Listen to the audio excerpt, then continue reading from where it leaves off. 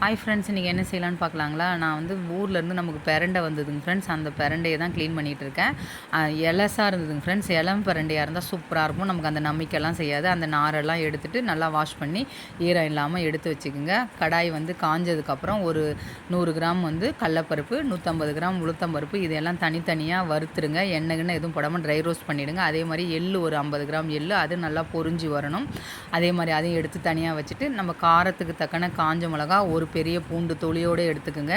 கொஞ்சமாக புளி, ரொம்ப இல்லை, சின்ன நெல்லிக்காய் சைஸ் புளி, இது எல்லாத்தையும் போட்டு நல்லா ட்ரை ரோஸ்ட், அதுவும் வந்து எண்ணெய் எதுவும் விடாமல் நல்லா வறுத்து எடுத்துருங்க.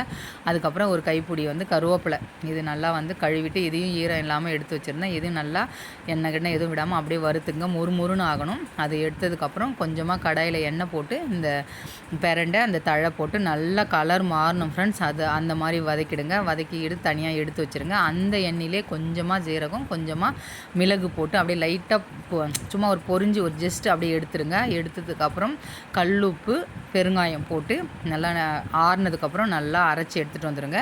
அவ்வளோதான், சூப்பரான பிரண்டை பொடி ரெடி. தோசை மேலே தூவி சாப்பிட்லாம். தோசை, இட்லி எல்லாத்துக்கும், சாதத்துக்கு எல்லாத்துக்குமே நல்லாயிருக்கும். முட்டி வலிக்கு நல்லதுன்னு ட்ரை பண்ணி பாருங்கள். பாய்.